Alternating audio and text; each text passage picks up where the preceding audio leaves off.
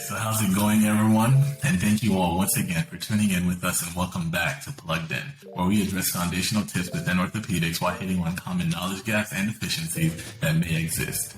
I want to thank everyone so far for all of the support that you've shown us, whether through social media, the podcast, the group me. We definitely can't thank you enough. Now, there are many different aspects to orthopedics aside from the general information that we already know. Many different subspecialties, many different career paths, many different avenues. And in this series, we want to take the time to cover all of these different avenues and career paths by talking to physicians and allowing them to explain their journey. So, without further ado, my name is Henson Disunit, a fourth-year medical student at the University of Miami Miller School of Medicine, and thank you all for plugging in. And now today, we have with us a very unique and special guest, a Navy orthopedic hand surgeon at Walter Reed National Military Medical Center and a former D1 collegiate athlete, a man who honestly just does it all, Dr. Marvin Dingle. Dr. Dingle, welcome to the Ortho Plug. Thank you, Henson. Thank you for the awesome introduction. I feel like I could just go and run out onto the field. That's good. That's good. I honestly think you might still have it in you. Oh, well, those days are gone. The knees in the back. I can't get rid of that. Honestly, that's pretty much what I say every day when I get out of bed. That's right. But so I'm not. It's actually an extreme pleasure to talk to you formally. Not sure if you remember, but I met you at AOS in March this past year at the JRGOS luncheon. But this is like the first chance where I can actually speak with you formally. Yes, yeah. That's awesome. Yeah, good to see you again. That was a great luncheon. You know, everything with Gladden Society is awesome. And I'm excited to have this conversation with you today. Of course, thank you. So, to get started, you've taken a completely unique route to orthopedics, especially through the military pathway. For our viewers listening, can we first hear the story of how Dr. Dingle became Dr. Dingle? Yeah, sure. Yeah, I took the long road. I took the long route to medicine. You know, I guess I could start with my background. My mom is from the Philippines, and my kind of born and raised there. My dad is African American from Philadelphia. He joined the Navy right before graduating high school. Joined the Navy and then met my mom out in the Philippines. Then they moved to California. And I was born in Oakland, California. And so at that point, military was a huge part of my life. I mean, that was really, it's just, the military has always represented kind of a source of hope and success and,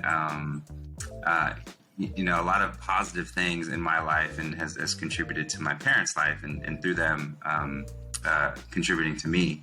And so, I grew up going to Navy hospitals. I was born in a Navy hospital. There used to be a Navy hospital in Oakland, California. I think it's gone now. I think they demolished it. But I was born in a Navy hospital. I eventually moved down to San Diego, and I had a pediatrician who was an Army pediatrician. I think his name was Dr. Wood. And he was the first black doctor that I had seen. And, we just had a great relationship.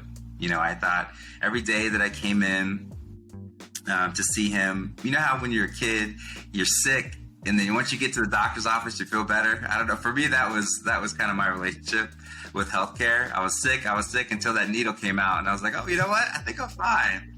I think I don't need the shot. But Dr. Wood was always kind of like, he was the first adult outside of my parents. I didn't really have like extended family that I really had a close relationship with. I told him, my dreams, my aspirations. At the time in high school, all I was thinking about was football. And I think one day he was just like, hey, Marvin, what do you want to do when you grow up? What do you want to do in college? I was like, well, I want to go to college. And he's like, okay, well, when you go to college, you need a goal of some sort. And I was like, well, I could play football, and I like chemistry, so I'll be a chemistry major. I like math. He's like, but what do you want to do after that? And that was the first time that it kind of clicked for me that, hey, the relationship I was having with my pediatrician, that was like such an amazing sacred thing. Like, if I could do that every day, if I could create that relationship with folks, then that's something I would love to do for the rest of my life. So that's like where I really started to believe that, well, first seeing a Black doctor, that representation, it made me first believe that, hey, I could fill those shoes one day, and my life could be this awesome, and I could create these relationships and make people feel better, and be this kind of safe person, safe space for people. And so that's so I wanted to be a pediatrician first. And so my medical application said, I wanted to be a pediatrician. It's the only thing I want to do. That, and then, fast forward a few years, now I'm in orthopedics.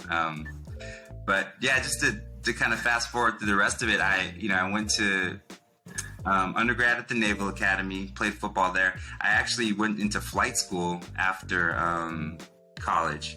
So I went down to Pensacola, and I was in flight school for about a year, and then I actually transferred out of that into another branch of the military called the Medical Service Corps, which is kind of like this administrative branch. And then took some at that point, I still wanted to pursue medicine. Took some night school classes, and then went to medical school. Went to medical school at the University of Wisconsin in Madison, which was an amazing experience in the HPSP program. And I think that's kind of what we're going to kind of talk about today. Wow. Yeah, this is amazing to hear. Especially, I guess, the formation of, your interest in medicine itself, which led to orthopedics down the road. But the formation of medicine through seeing another Black doctor is amazing.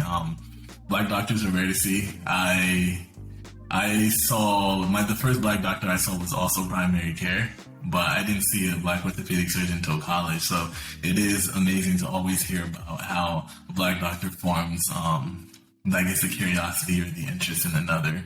But big naval family, big military family. Have you always been, I guess, set on the Navy? Because I know there's always friendly competition between all the different parts of the military, of course. And with your dad being in the Navy, was there ever you're going to end up in the Navy, or was it always wide open for you? Yeah, no, it was Navy through and through. I mean, my dad, the Philippines actually has a really interesting relationship with the Navy, specifically because there's a couple Navy bases in the Philippines. And my dad was Navy. My brother actually went to the Naval Academy too. And so for me, and I grew up in California, so I wanted to stay on the coast. And so, okay. So the Navy kind of keeps you at least somewhat close to water, 90% of the places. Yeah. Oh, not the West Coast, but I do think the East Coast is better. Nobody. Oh yeah, I mean, I spent a lot of time in Maryland, Naval Academy. I worked at Walter Reed, which is also in Maryland. Yeah, I can see it, but no, it's the West Coast. But you went to the Naval Academy. You played football. You were pre-med. How was it balancing football, the Navy requirements, being pre-med? Not sure. Did one ask more of you? And did you face any obstacles in your collegiate career, any obstacles in getting to med school or while at the Naval Academy? Oh, it was a challenge. I mean, I don't think I didn't find the balance. To be completely honest, I never found the balance. I played football, and I loved. My parents didn't go to college. My dad didn't even. He didn't graduate high school. I think he eventually got his GED. So for me, education was always a little. I was lucky that it came easier to me, I would say. I was always in kind of accelerated programs, but being the studying that you need to kind of be pre-med, and it was tough for me, and also playing a D1 sport. So, I kind of struggled through the academy, but I never, I was like, what, I never changed my major. That was a big thing that I committed to. Even how I think my junior year. I mean, I was really struggling in school, and it led to the point where I didn't play my senior year. There was a time where I think I had some chemistry labs that were cutting into practice, and it was either, I was, again, just you asked about balance. I just wasn't able to balance it. And plenty of people are out there that did it well. I think I had a classmate that went to dental school, or a teammate from the Naval Academy that went to dental school, but I couldn't do it. So that's the reason why I went to flight school first. Because I didn't qualify for the medical program at the Naval Academy. But yeah, it's tough. It's tough. I can definitely imagine. Pre-med at a civilian or regular university is hard enough. I can't imagine now having like Navy requirements or like others like extracurricular things through the Navy to do with it also. So you came from the Naval Academy, went to flight school, then joined, you said, the Medical Service Corps.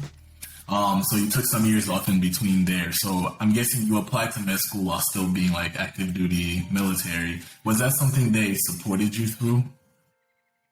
I did. So my command, or the organization that I worked for, I was actually working out in Hawaii, which was another cool thing about the military. I worked at Pearl Harbor, which was a cool experience. I mean, you could still see kind of on the buildings at Pearl Harbor. You could see some of the damage from the bombing of Pearl Harbor. So, I mean, being in the Navy, that's just like almost sacred ground. But no, my command, they supported me.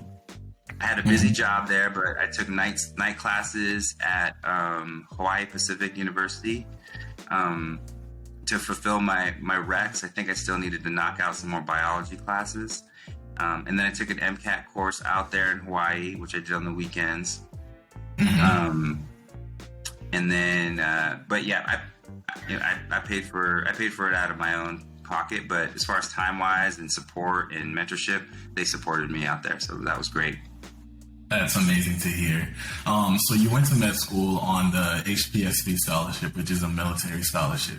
Now, you mentioned that you didn't qualify for the medical program at first, but are there any like major requirements for that scholarship? And when you go to med school on that scholarship, does it change your medical experience at all, like your medical school experience? Are there any obligations you have to fulfill with that? And did it interfere with med school in any way? Yeah, that's a great question. So first, I guess I'd just kind of separate what I said a little bit about not making it into medicine. So there's a separate selection process for the Naval Academy that I didn't make. Okay. So I applied to the HPSP, the Health Professions Scholarship Program. That program, I applied to it separately. So 5 years down the line. Okay. That makes sense. So for that program, I had to apply just as if I wasn't in the military.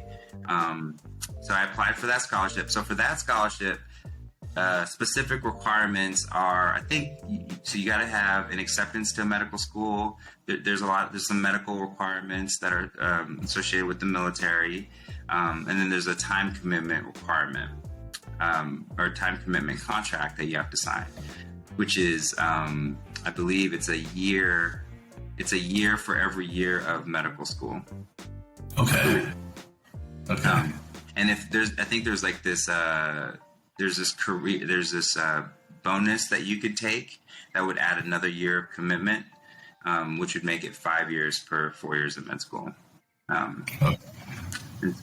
So that's your initial commitment for the HPSP scholarship.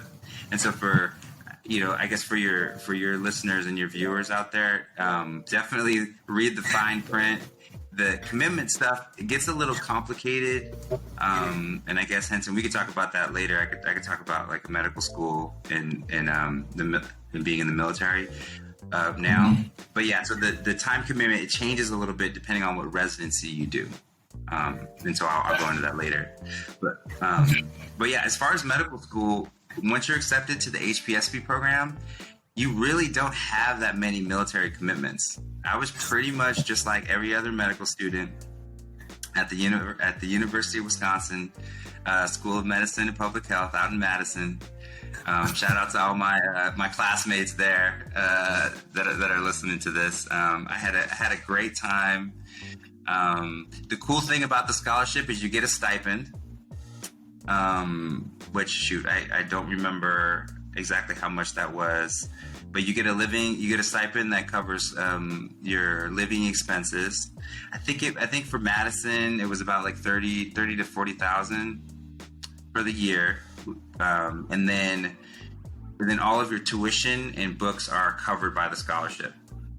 So Wow. you get a stipend, and then you get the scholarship covers all your tuition and books. And you just have to like fill out this really quick form and send it in every at certain intervals of time just to get cleared and approved for stuff. But other than that, I mean, so first 2 years of medical school, really no difference. When you get into your third and fourth year, that's when you start going on audition rotations for the specialty that you're going to apply to, the residency that you're going to apply to. So that's where it changes a little bit, because our residencies or for orthopedics, most of our residencies are at military facilities. So your audition rotations will be at these military facilities. Another great thing about the scholarship is that they will, if you time it right, they'll actually cover all your expenses to do these rotations. So, yeah. So when I was in Wisconsin, they flew me out to San Diego. I got to live there for 4 weeks, and they paid for my flight, my hotel, I think a rental car too.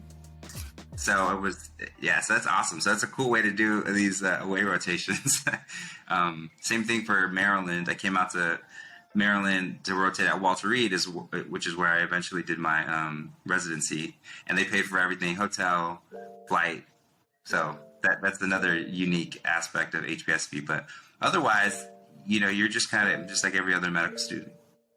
That's amazing. And of course, I mean, we all know the financial toll that everything takes on us, this entire process.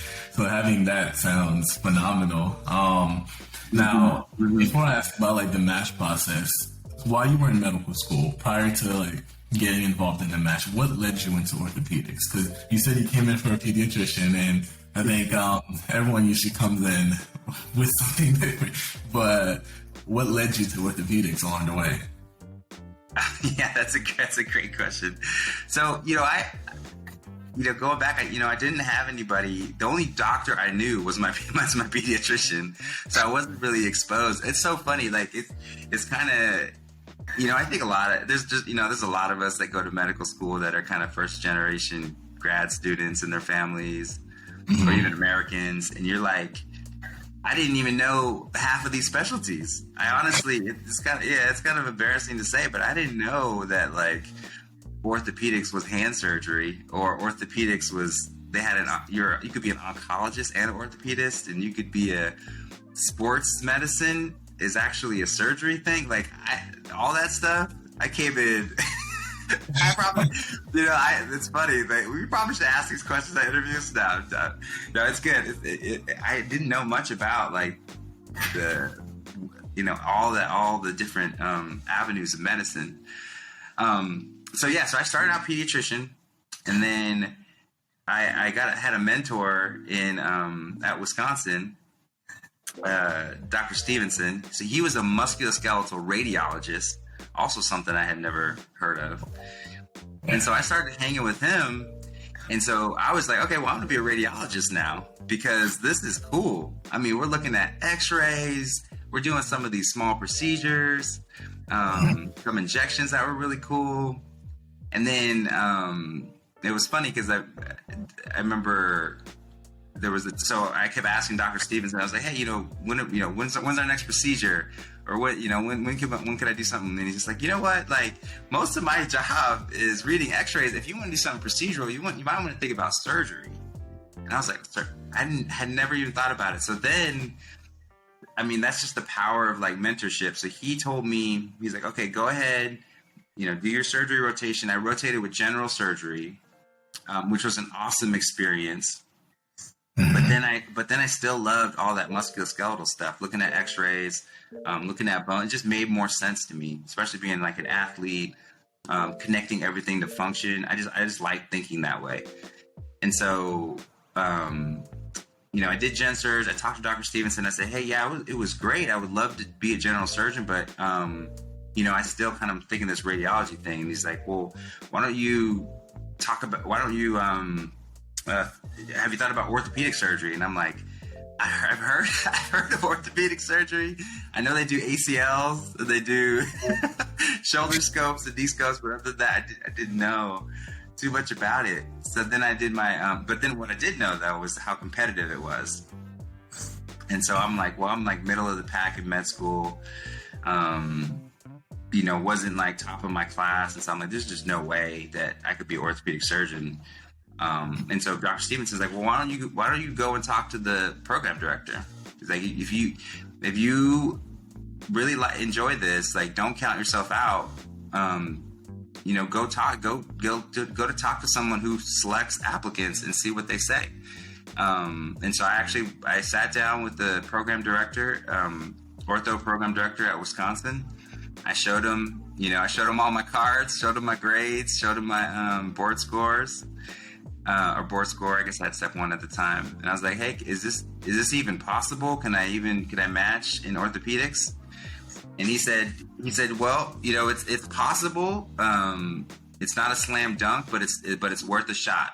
I would say you do have a chance of matching. And that's all I needed. And after that, I was, I really kind of honed in on orthopedic surgery, knowing in the back of my head, hey, maybe I may not match, but I just at least want to know that I tried and I gave it my all. And this is something that I really wanted to do. And I talked it over with my wife and I said, hey, I might drop the ball on this. we might be scrambling, but this is something that I really want to do. And, we came up with a backup plan. And orthopedic surgery was just a perfect blend of procedures, that relationship with patients that I kind of fell in love with as a kid seeing a pediatrician. And in that relationship I had with my doctor, you get that as a surgeon because one of my favorite things to do is consent folks for surgery, to talk about surgery with patients, because it's a real close bond you create with the patient when you say, like, hey, there's all these risks associated with what I'm going to do. Say you have a broken ankle, there's all these risks, these things that could happen. I could injure a blood vessel. There could be an infection. Anesthesia isn't 100% safe. It's really safe, but not 100% safe. But I think the benefits of this surgery are worth taking on the risks. And having that conversation with patients, I mean, it's just amazing to be able to be that person for people. And so, so that's how I ended up in orthopedic surgery. Wow, that's an amazing story. I definitely empathize with the point where you just don't know too much. I'm originally from Haiti. I was born and raised here. Spent some time in Europe, and then when I came back here, when you hear doctor, especially because in Haiti, it's a doctor is all encompassing. It's not that, but like he can do a lot of everything. And I came here and it's you only need primary care, so it took a while before you got the exposure to everything else. But mentorship is amazing, as you've very much proven, because it can help guide you in the right direction.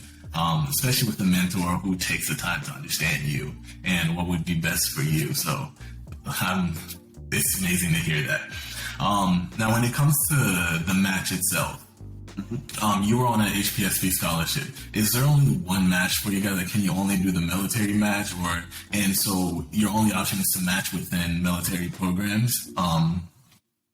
That's a great question. So it depends on the specialty. I'll talk about orthopedics specifically. Orthopedics has a certain number of military training spots. Okay. You have a few different locations, and so I would say depends on the year, but about 90% of orthopedic surgeons in the military train at one of these military facilities. And in order to match into those facilities, we have our own separate match system. Okay. It's I think the acronym is MODS. So it's a military match system that we apply for. That's on a different cycle than like ERAS. So we actually our selection date is typically in December, like middle of December, and so so we're on a completely different cycle. We interview way earlier, and then we match earlier.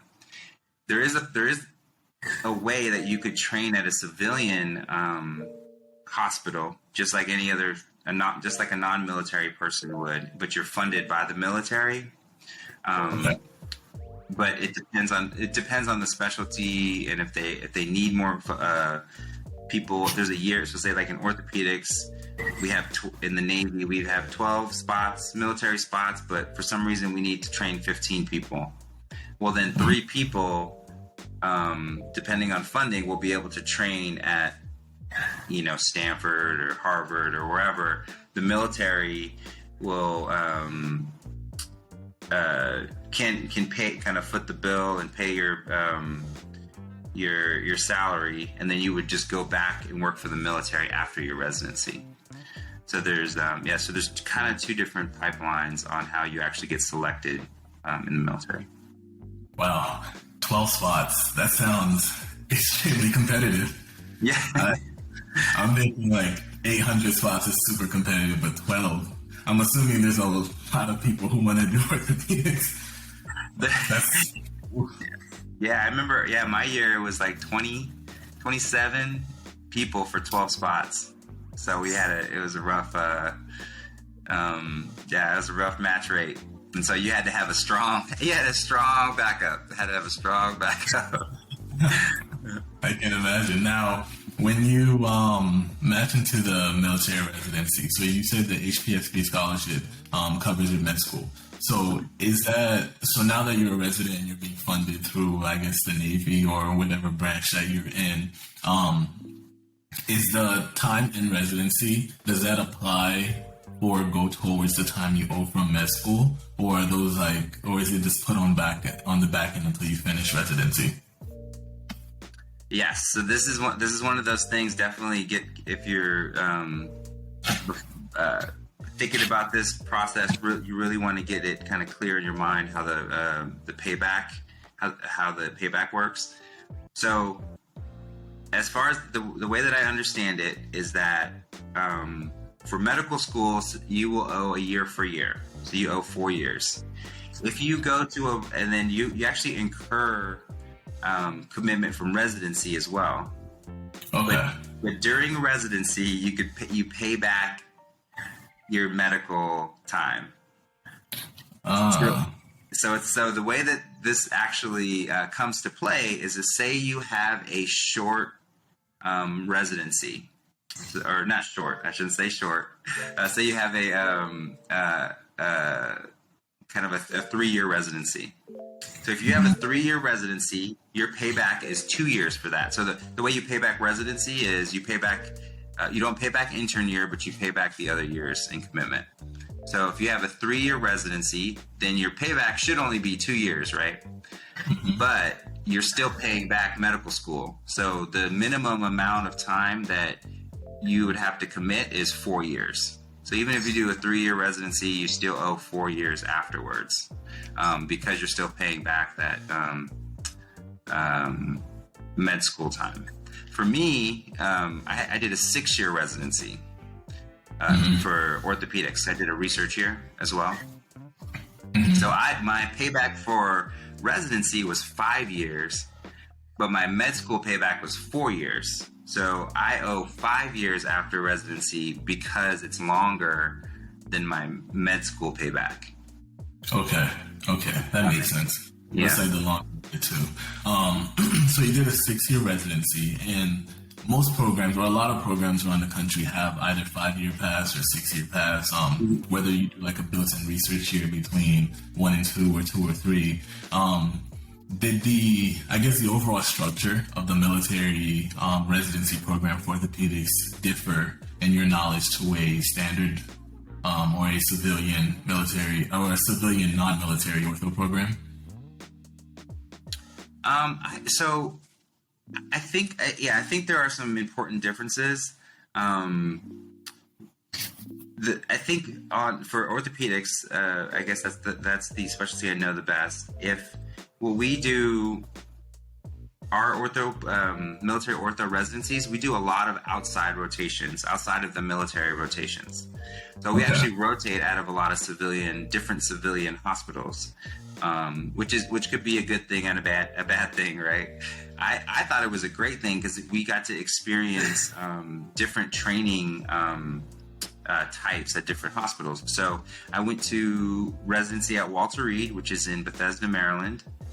It's like right outside of Washington, D.C. So we got to rotate at hospitals that the Georgetown residents worked at, the Johns Hopkins residents worked at, the University of Maryland residents worked at. And so we got to get this like really diverse experience. We worked at private practices, big academic centers, small military hospitals, and then big military hospitals like Walter Reed. So we got this kind of really interesting combination of training perspectives. So I think that's the difference. We have a lot more outside of our hospital rotations. I think that goes the same for like a San Diego training program, or there's a residency in San Diego and also Portsmouth, Virginia. They also supplement their residency with civilian rotations. Wow, that's me. I mean, I guess variety can also be a good thing. It can supplement a lot, show you a lot. So while you were in residency, is it just like med school where you didn't really have many military obligations or side extracurriculars that you had to fulfill? Or what did you have other things you had to do to fulfill like any Navy obligations? Yeah, so I got a little taste of the like regular military, and it's nowhere. So it's definitely more military or more military commitments than med school, which is pretty much none. I mean, you still have to stay in shape and all those different things, and just kind of don't get in trouble. All those different things that are basics for being in the military. But once you're in the hospital, or once you're in residency, you're working in a military hospital. You have to have a uniform. Because you gotta be. So there are things you're gonna wear a uniform instead of scrubs or a white coat. So you're gonna have to start being more military. Have military grooming standards and things like that. Once you start working at a hospital, meaning you got to have a clean haircut, you got to shave, all these different things for men, or have a clean mustache. The mustache is coming back in the military, so you have a little bit of those things. But otherwise, we're not getting deployed. We are working with military. You don't get deployed during your training. We are working with the military population, which is great. So then you get to start to learn how do I actually take care of these servicemen and women? And what are their needs, and what are their work requirements? You start to learn all these interesting things about the unique aspect of being a military physician. But as far as the commitment and time commitment, there's some like online trainings that you'll have to do. Other than that, it's not too burdensome. Okay, so they still allow you to focus on becoming a doctor, more or less. Oh, for sure. That is your number one. Well, your number one job is to serve the people that wear the uniform, but right below that, it's to train, and that's definitely the priority. Makes sense. So, a standard orthopedic program, you have like 4 years of orthopedics, and then you have your intern year where most programs divide it up into like your non-ortho, like all service rotations, and your orthopedic rotations. I think most programs I see, they do about 6, sometimes 7 months of non-ortho, and then a few ortho rotations intern year. Was that the same for the military? Yes. Yep, that's about the same. So we've transitioned to doing, and I know some civilian programs do this differently, kind of having kind of ortho boot camp or intern modules, we would call it, just kind of learning the basics of or learning the basics of orthopedics intern year. So at Walter Reed, we actually have a month of that. And so that is our 7th month of ortho. So we rotate on an ortho service for 6 months, I believe, the last time I looked at the curriculum. And then an additional month is just dedicated didactic training, non-clinical lectures, sawbones labs, cadaver labs, things like that, focused on kind of building the skills for orthopedics. Some programs kind of weave those days into throughout the year. But yeah, that's about our same balance, just like what you mentioned. It's about 6 months of ortho, 6 months of non-ortho. Okay, that makes sense. Now, when it comes to post-residency, so fellowships, does going through that process allow you to pursue any fellowship you want, just like the civilian matches, or is there a separate, or is anything different? Yep, that's a great question. It is different. It is different. The fellowship part, that is another thing if you're considering military medicine. The fellowship, it's really it's kind of the needs of the military in because there's a lot of hospitals that they don't need an oncologist. A lot of military hospitals, they don't need an oncologist. They don't need, a 7th sports medicine doctor. Some places don't even need a hand surgeon. So they don't. So the big military doesn't want to fund these fellowship programs if they don't have a place to put the person after they graduate. So some years I actually had to do I was a general orthopedic surgeon for a year before I went to hand fellowship, and so I'm in hand fellowship right now down in Ortho Carolina in Charlotte, North Carolina. But I was a generalist for a year because the Navy just didn't need any hand surgeons for a year. So I couldn't, I just, even though I wanted to be a hand surgeon, they're like, we don't, just the way that the timing works, we don't need a hand surgeon we don't have a job for you in a year. So I got pushed off for a year. And then some years the Navy doesn't need a spine surgeon. Some years the Navy doesn't need just like I mentioned, oncologist. And then other fellowship programs and other specialties, it's the same sort of scenario.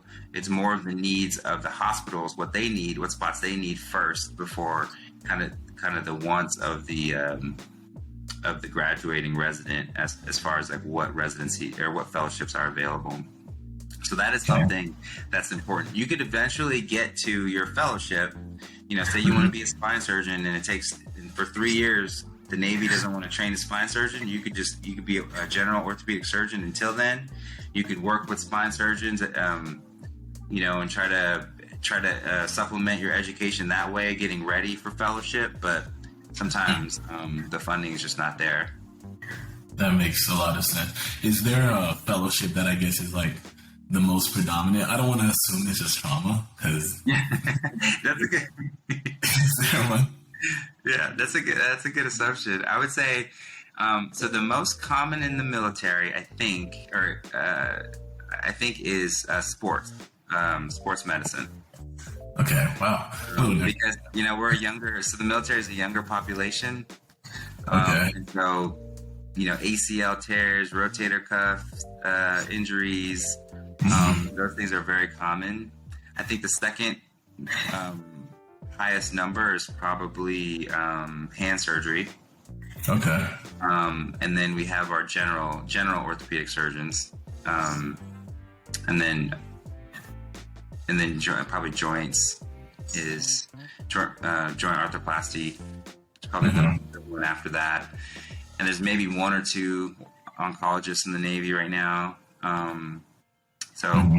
Yeah, it's there aren't many of us out there, but I think it's skewed based on our population, right? We don't have the bulk of our of the folks that we treat at active duty centers or at the hospitals that we work at. So it's a little bit different than the VA. VA is a little bit older population. But the centers that we work at, we have a lot younger population, and so there's a lot of hand injuries. So there's not a lot of arthritis. We do have a lot of arthritis, folks with arthritis that we help, but that's not our predominant thing, as you would see in the civilian sector. Yeah, that makes sense. So if let's say you wanted to go into hand surgery, and they didn't have a spot open. Now, let's say they say 3 years, and you're like, okay, I'm going to wait those 3 years. I'll be a general orthopedic surgeon and then try to get in. When those 3 years are up, do they prioritize the chiefs that are now coming out of residency, or do they prioritize those who've shown interest and have been waiting longest? That's a great question. So I've never been on that selection committee. But what I do know though is I think you do get kind of some like bonus points for being a generalist, especially if you deploy overseas and you do those types of things, and if you're good at your job and you get good marks for those years while you're a generalist, I think that does put you a lot higher than the chiefs. Yeah. So there's only like 2 spots, and there's 4 graduating chiefs that want it, but there's somebody out there that's been to Iraq and then has done all these great things. Yeah, that person's got the spot. They deserve that spot for sure. No, that makes completely sense. Like, Mary, you earned it. And you chose hand. Any particular reason why you decided on hand? I love it. I think, I was just talking to my friends about this. How do we end up in our specialties? So I think it's that. So first, my first interest started with hand is my PGY 2 year. Okay. It was the first rotation that I felt like comfortable operating, doing the procedures, and then I actually, even though it was a 2-month rotation, I think I felt like I was progressing really quickly. So by the end of the rotation, I was doing. You know how residents always talk. I did the case myself. I'm sure that the attending was sitting right there, but I felt like I could do the whole case myself, like a carpal tunnel, nothing crazy, but like a carpal tunnel release or, a trigger finger in these like cases. They were quick. I could see the patient back in 2 weeks and they already felt better. And so I love those little, I love these like smaller procedures that have great outcomes, because for me, it's more it's the people that you help, not necessarily the procedure, if that makes sense. Like I would rather, if I could do something that takes 2 minutes and it changes someone's life forever, I would want to do that. Even if it's not the most technically, strenuous procedure, you get to help someone. And that's kind of why I went into medicine, right? So that's what I love. But then also, hand surgery, it spans the gauntlet from, 3 minute trigger finger to 12-hour brachial plexus nerve surgery, or replantation of a finger or thumb or hand or wrist, or so we have all of these. It's a really wide spectrum of things that we do that require a little bit of skill or really high level technical microsurgical skills. Really have to have a steady hand. You're operating under a microscope.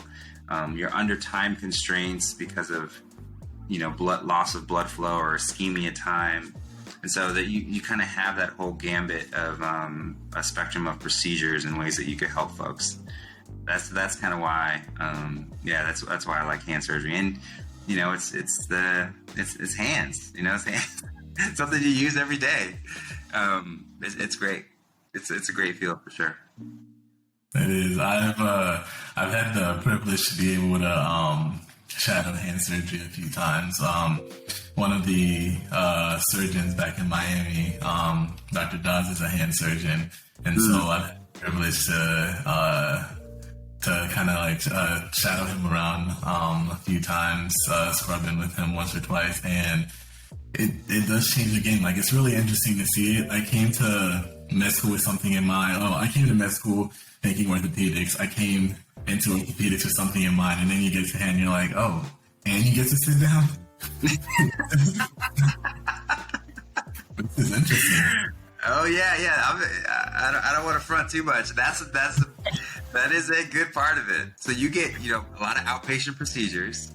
Mm-hmm. You get to sit down a lot, and again, there was a day working at Ortho Carolina, working with these amazing surgeons down here. I mean, we did with Dr. Gaston, who's our fellowship director, amazing person, amazing mentor. I think we did like 17 surgeries in a day, 17 or 19 surgeries in a day. And you're sitting down for a lot of those. And, so that's the crazy thing, right? Because some people say like, oh, well, yeah, those are just carpal tunnels or trigger fingers. That's 17 or 19 people that you helped in one day. Which is crazy, that's what I love about it. And the spine folks will tell you, oh, we're doing these bigger surgeries and those things, but even the most efficient places and most efficient spine surgeon probably could do. I don't want to speak. I'm not a spine surgeon, but I would say from my training, I would see maybe 5 surgeries or 5 or 6 surgeries in a day would be a good day for a spine surgeon. Same thing for like a joint surgeon. Do like 6 or 7 total joints in a day, something like that, and that's really at the highest level of efficiency.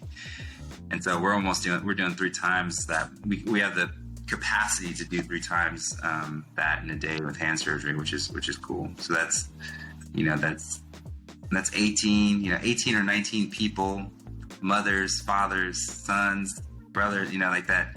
For me, it's all about that human connection. So that's really cool. That's honestly amazing. Spine is a little bit longer. There was a day where I shadowed spine and I scrubbed in on a Thursday. And we did, I think, 3 cases that day, standing up the entire time. It was great. I love the experience, but next morning you felt a little sore. And then the very next day I shadowed hand, and there were 2 ORs going on, so jumping from one to the other. I think that day we didn't hit 17, but it was about like 7. And for me, I was like, this is a lot of surgeries in a day. So 17, that's phenomenal. So that's that entire process. Whether you're a generalist or whether you get the chance to become like a specialist, what do the job prospects look like after that? Because you mentioned, so you're going to owe the longer of the 2 routes for time. Does fellowship factor into the time? And then after fellowship, what do the job prospects look like, and what are like the options you have? That's a great question. So fellowship does add to your time commitment. Sorry if I didn't mention that before. So fellowship does. So for a year-long fellowship, you owe 2 years of commitment time. Okay. So for me total, I did 6 years of residency, and then I'll do 1 year of fellowship, which is 7 years, and then 5 years of payback for residency, plus 2 years of payback for fellowship. So my total payback would be 7 years. Okay. And then so I owe. Well, I did when you're a generalist, you're paying back residency. So I paid back 1 year of my residency time. So now so when I graduate fellowship next year, I'll owe 6 more years. If that makes sense. Okay. Because during fellowship, you don't pay back anything. So I'll owe. So I pay back 1 year as a generalist. I have 6 more years after fellowship.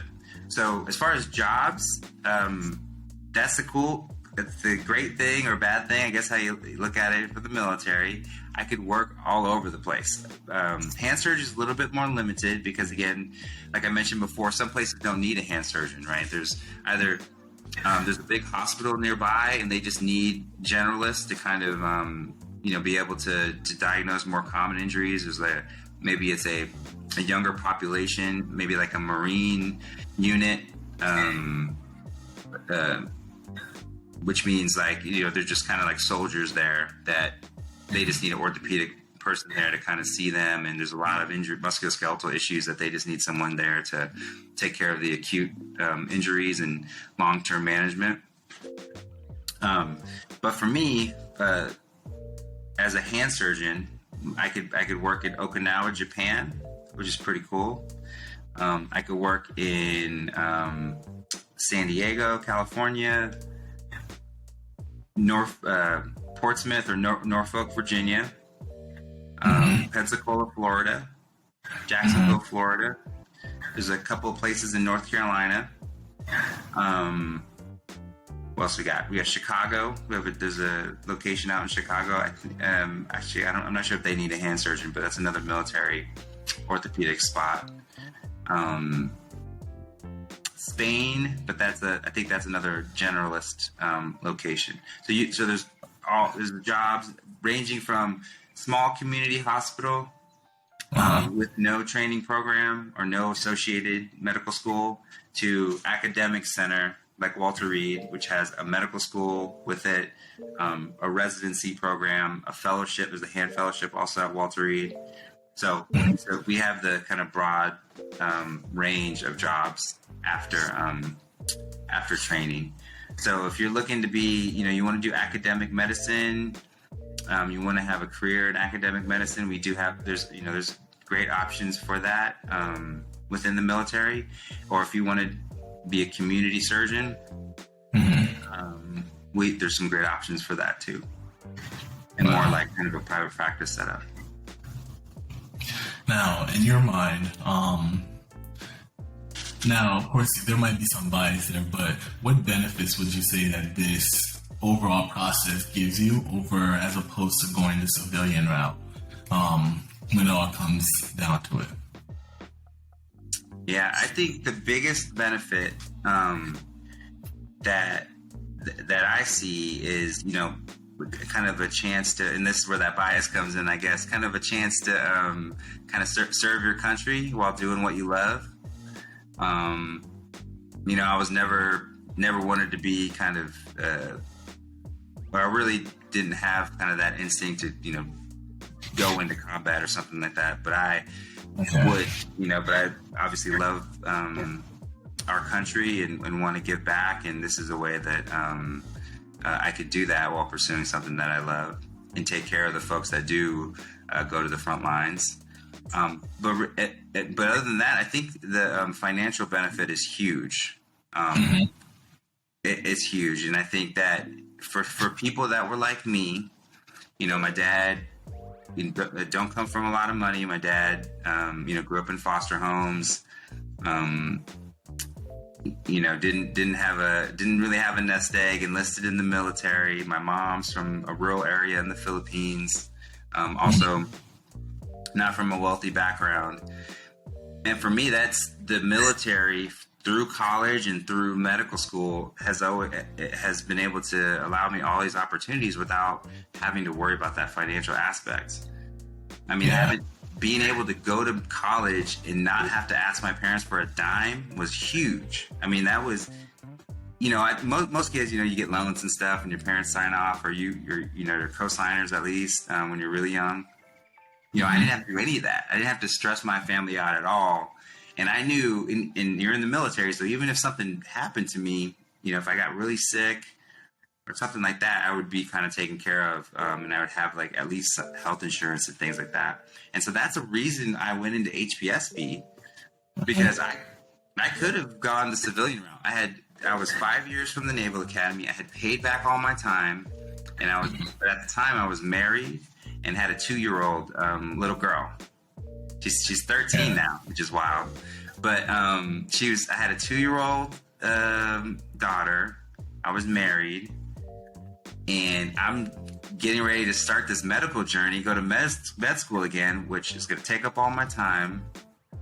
And then I just did not want to have to worry about finances, insurance, and all that stuff on top of all of that. Because if I was going to bring my family through what has been, man, I mean, it's still going, right? I'm still in training, but there were 4 years of med school, 6 years of residency, 1 year fellowship. I mean, I'm 11 years into this training journey, right? Dragging my family through all that. the last thing I wanted to do is kind of have to worry about that financial piece, because I don't have, like, if I failed out of med school, I wouldn't have had anything, right? I can't go live with my parents. I mean, they can't support me anymore. Maybe my brother would take us in or something. My wife's family kind of comes from a similar background. So, for me, I needed that kind of safety, security, financial security up front. Not saying that's the only way, but for me, that's kind of what made sense for me in my situation.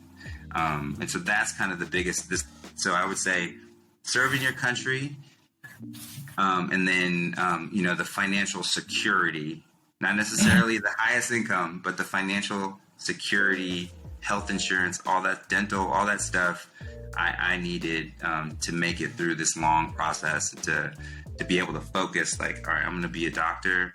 I'm going to be the best orthopedic surgeon I could be. My family's taken care of. I could do this. If something happens to me, I got life insurance. I got all this stuff taken care of. So, yeah, that makes so much sense. And I completely understand that.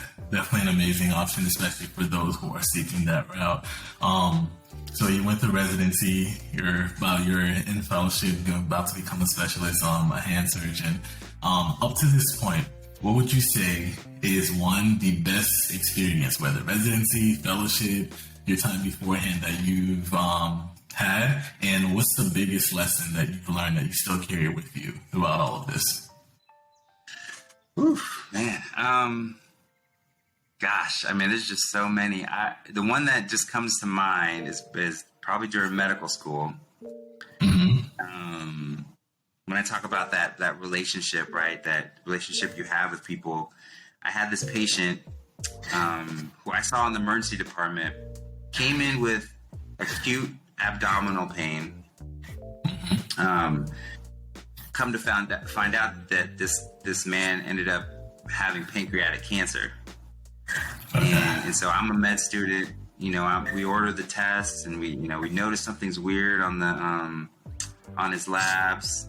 It was like almost classic med school like stuff. I don't know if I made the diagnosis, probably didn't. That's why I'm an orthopedic surgeon, not an internist.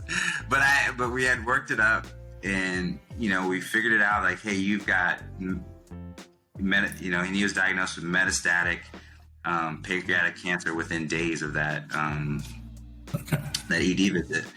And I remember I would round on him every day. It's such a life-changing event, right? He was an older gentleman, but still, it's a devastating diagnosis, right? You got to get your affairs in order. Metastatic pancreatic cancer is, at least it's going to be an ordeal surgically, if you even try anything. Metastatic though, but your prognosis is not very good. But I remember I went in to round on him one day, and I saw a sign on the door, and it said something along the lines of, nobody could come in except for Marvin. And I was like, oh man, this is crazy. I was like, this is crazy. Like, he was an older guy. He was kind of fed up being poked and prodded and all this stuff. And I think he had transitioned to palliative care. And he's like, the only person he wanted to talk to was me. And I was the only one that was like allowed to round on him. And wow. You know how those big medical teams are. We got 15 people. You got 5 med students, a fellow, attending, and it's everyone's stuffed in the room. But he was kind of done with that. And he just said, like, only I could come in there. And, I got to go in there, and we had that relationship. We formed like this bond, and I got to meet his family. And, wow. They even invited me to, and so, yeah, and unfortunately, a few months later, he passed away, and they even invited me to like his remembrance ceremony. Mm-hmm. So, I mean, it was just like a powerful experience for me, and just made me realize kind of what it is what we do as doctors, right? We see people, even in orthopedics, we see people at a bad time in their life, and we're that person. They come to us for help, and they come to us to get their lives back on track. And it's such a unique and such a sacred thing to be doing. And that was my first realization that, like, yeah, I'm just not going to school. This isn't just school. This isn't just business school or whatever, and don't want to talk bad about business school, but that's also very important. But this is something different, right? I was there when he found out that his life was a lot shorter than what he originally thought. Yeah. But yeah, I'm sorry. And then there was another other part of that question. Sorry about that. No, that's perfectly fine. That's an amazing story and obviously an amazing experience. It just speaks to why we all decide to go in medicine, like that, helping others and being able to build that relationship with someone, especially at that time of their life, and being a comfort to them is something that I hope everyone experiences at least once, because it makes all of this worth it in the end. But the other question was the biggest lesson that you've learned so far that you still carry with you. Let's see. The biggest lesson that I've learned is to treat the patient, not the disease. Okay. Yeah. Treat the patient, not the disease, right? Uh-huh. The patient has different goals. Every patient has different goals of care. Right, Mm-hmm. and this especially comes into play in hand surgery, because if there are times where you would treat a guitar player differently than someone who, someone who really needs that high level of dexterity and their job depends on it, rather than someone who does a job that they could afford to lose a little bit of dexterity if their job doesn't require this highly fine-tuned motion in their hands. So always kind of treat the patient, and just like that gentleman that I had that amazing experience with. His goal, he was in his 70s, something like that. Like he wasn't in his 20s, right? His goal isn't to try to. He wasn't somebody that was 20 with young kids and trying to like be around, and all of his kids were grown, and his goals were like, what, I don't want to have a surgery that I may never recover from, that I won't be able to eat and all these different things for such a long time. I don't want to go through months or however long and rounds of chemo. I just want to be comfortable. I want to be around my family, and that's different. So I think that's the most important thing that we can do as doctors, right? Mm-hmm. We say a lot in surgery that almost everything can be treated non-operatively. Not especially in ortho. You don't have to have surgery. It's not heart surgery. It's not lung surgery. We don't have to fix it, but this is why, we're going to fix it. If you're running 20 miles a day and you break your leg, you probably want to get back to that level of training. So we got to get you there. So treat the patient, not the disease. Yeah. Of course. No, that's definitely a very valuable lesson.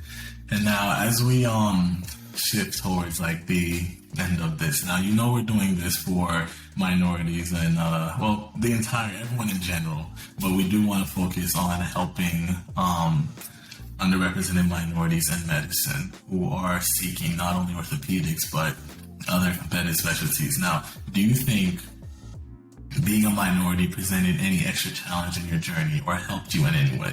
And what did that look like for you? Yeah. I think, yes, I think it did present some challenges. I think we say a lot in these circles. I do work in diversity, DEI. I do some DEI work. It's like if you're a woman all the time, right? Not just at work. If you're black, I'm black all the time, right? I'm black. I'm black when I walk outside the door this morning. I'm gonna be black tomorrow. I'm gonna be black in the operating room, right? Like all that stuff blends in together, and I think everybody's got these stories, especially in the black community, about where they were so close to losing everything. Like when I have been not to just jump into another, give you a quick example. When I was in high school, I got accused of stealing my own mother's purse. My own mother's purse. As I walking with my mom is screaming at these mall cops to say, hey, this is my son. They still, hey, get on the ground, drop that purse. You fit the description. Like that, I could have, I don't know what would have happened if I would have gotten up off the ground. I would have never went to college. I probably would. I don't even know if I would be alive. And so throughout throughout my life, I've had these small instances. And of course you deal with the microaggressions, but it's those instances that sometimes I'm just like laying in bed, being like, wow, I cannot believe I'm here. Like it was so close to not making it. But I would say, during my training program, I did come across a ton of allies that helped me along the way, from the Black community, from minority communities, and not. A lot of people that are not from the community and they're allies that help me and help me stay focused and provide some opportunities for me.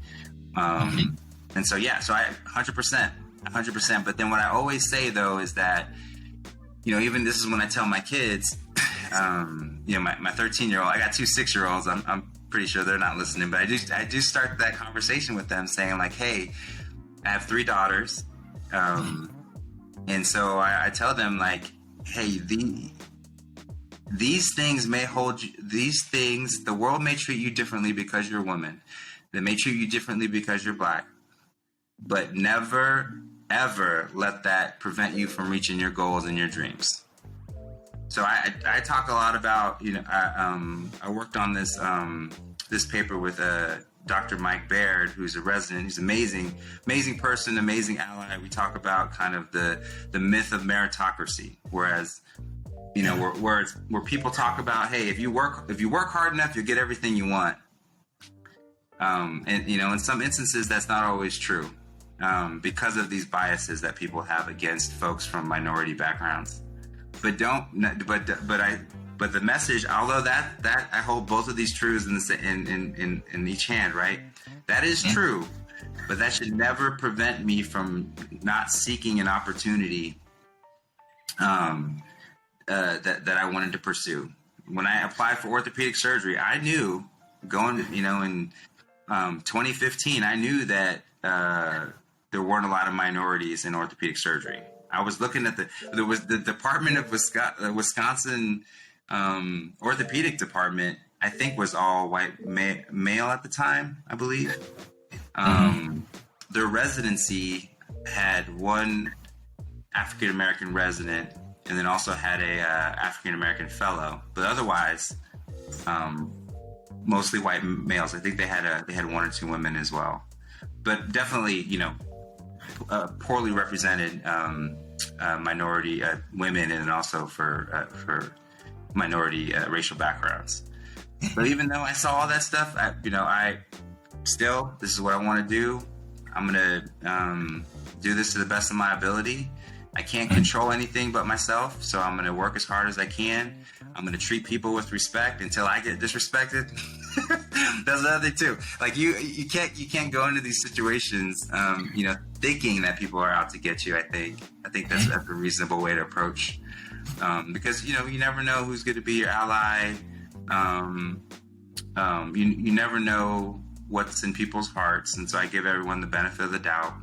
But at the same time, I know that these realities exist, but I'm not going to.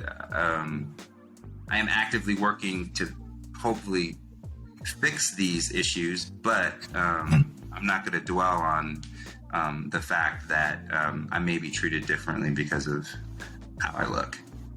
No, that makes a lot of sense, and very empowering words. Even in my own circumstance, my own situation, it's like this is wonderful advice, gems. When it comes to the military yourself and where you are now, what does diversity in your realm look like? Is it we know it's a challenge in the civilian world, but in your experience, your surroundings, your journey, what does that diversity and diversity support look like? Yeah, I think just like everywhere in orthopedics, we're still trying to figure that out. There were times, so it was not very diverse. I guess that's a quick answer. Not very diverse. There were times where I was the only Black doctor in the department. So all residents, out of 35, 36 residents, out of about 15 to 20 staff, I was the only Black person in the department. So, this just happened, and that was around the time of, the George Floyd murder, around that time. And so I felt very alone and isolated being a military doctor during that time, or, being an orthopedic resident during that time. Wow. But, so I think we are, we definitely have these issues within the military, but it does not go unrecognized. I think the military as a whole is definitely trying to diversify its ranks when it comes to gender and racial background. And then in orthopedics, we have the Society of Military Orthopedic Surgeons, which is our society, which we kind of run within military orthopedics. They created the first DEI position as a board member position, and I'm the first DEI chair on the board. So we're trying. I think everyone's trying, but I'd be lying if I said I haven't hit a few roadblocks as the DEI chair. Yeah. And but that's, I would expect that, right? This is the first time that this organization has heard maybe these ideas and has contributed these resources towards these different things, towards these DEI initiatives.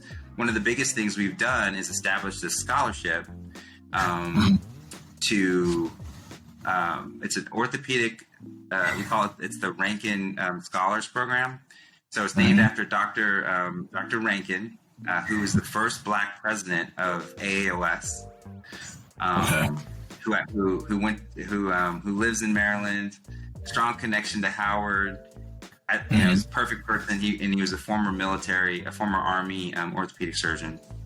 And so we named the scholarship after him. It's $50,000 to bring civilians to military medical facilities. We started out with Walter Reed. Last year was our first year, and to bring folks from diverse backgrounds to see what military orthopedic surgery is, and to have that experience and to learn from us, and we learn from them. And so our first year was great. And I think that opened a lot of eyes to folks, especially just having that, bringing, I think the civilian world, it's a little easier to talk about these topics. In the military, there's still a lot of formality when you talk about these different types of things. And, I feel like in the civilian world, it's a little bit easier to talk about these disparities within the overall orthopedic community. But we're talking about it. We're working on it. Last year, we had our intern class we matched the most women, I believe, in our history. So out of 6 residents, 3 were women, which was amazing. We added a few more women onto our staff. We have some folks from diverse backgrounds, and so I think the needle is moving in the right direction, but we're definitely not there yet. And and I think that's come with a lot of effort, a lot of hard talks, a lot of difficult discussions at multiple levels of the organization. So so I think overall we got a long ways to go, but I think that we're headed in the right direction when it comes to diversity and inclusion. Yeah, that's amazing to hear. And of course, even more amazing to hear how you are trying to pay it back, pay it forward, not pay it back, pay it forward, and helping others who are in our predicament, in our situation.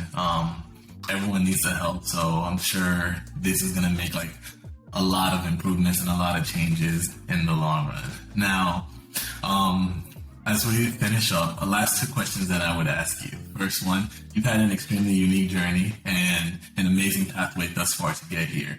Is there anything that you would change from all of your experiences, everything that you've amassed to get here? Anything you would change, or if you could go back at any point, anything you would have done differently? Man, Hanson, you got these great questions every time. You got me taking a deep breath every time you give me these questions. Taking me back.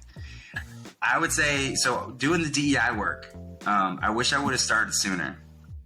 I didn't, I think as a med student, as a resident, as a trainee, you feel like you're not in a powerful position, right? You don't feel like you have that much influence. It's always like, when I'm a chief resident, that's when I'm going to make a change. Or when I'm an attending, that's when I'm going to really come into my own and show everybody who I am and mentor and do all these different things. I wish I would have started sooner. I think that's my biggest regret. I dabbled in it a little bit when I was in medical school. I think that's just kind of my nature to help people. So Okay. I was in a couple of ECAs. I was in like Doctors Out of Care. I was in a middle school mentorship program. But I think I could have done more early on, and especially as a resident. And it was funny because I remember feeling like unfulfilled during residency. I also am really interested in doing like burnout research and that type of stuff, and wellness. I was just like really unfulfilled, and I didn't really understand why. And I think looking back and reflecting on my first couple of years of residency, it was because I was very one-dimensional. Like all I did was ortho. Like I spent time with my family, but other than that, it was like, it's 12 to 16 to 20 hours a day. It was just orthopedics. And I don't know, it just wasn't fulfilling to me. And then once I hit the point where I'm like, you know what, I think this diversity issue is a big problem. And I don't see anybody else, doing much about it in my world. So I'm going to do something about it. And even as a resident, this scholarship idea, this program actually, it started with an idea as a resident, as a fifth year resident. I started thinking like, okay, this is kind of what I want to do. I care about this issue. I was kind of like at this point, I think a lot of us, you get to this point where you're just kind of like, I'm fed up. I got to be a part of this fight when it comes to increasing diversity. And so I just, that's when I started writing up these ideas about the scholarship, and I just felt better. I felt fulfilled. I felt like, okay, so now I'm doing what I'm fulfilling my passion. I'm opening up these different dimensions that all make up kind of who I am and who I think of myself. And so so I wish I would have started earlier. Regardless, that's amazing to hear. And even when you did start, starting in general, makes a huge improvement for the next person. Because let's say you didn't start now, someone somewhere would not benefited. Like the past recipients of the Rankin Scholarship wouldn't have gotten it, and that would have been just another experience I didn't get. So this is amazing to hear. You're doing amazing things. So major shout outs to you, of course, for everything you're doing for the community. People in my position now genuinely and honestly appreciate every single opportunity that comes our way. So every little thing that you have done makes a major impact. And even just being a Black orthopedic surgeon is already something that we can thank you for, because it's something else to see. Being on whether it's like Twitter or social media and seeing, and it's like there's another Black orthopedic surgeon. We love this. So amazing. Now, final question for you, of course. I'm going to ask you for two pieces of advice. One for all our listeners interested in military ortho who are either thinking about this or already in med school considering this path. And then one for all the other listeners out there who are interested in ortho period. Okay, great. Well, thank you so much for those kind words. Thank you for reaching out to me on Twitter. I love Twitter. It keeps us connected. Doing all these things keeps me motivated, and I think that,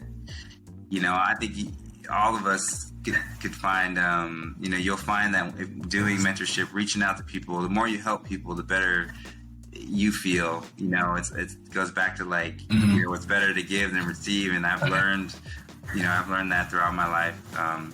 But for advice for folks that if you're thinking about military orthopedic surgery, I think the biggest thing that you got to think about, well, actually for both worlds, military and civilian orthopedics, my biggest advice is to get a mentor.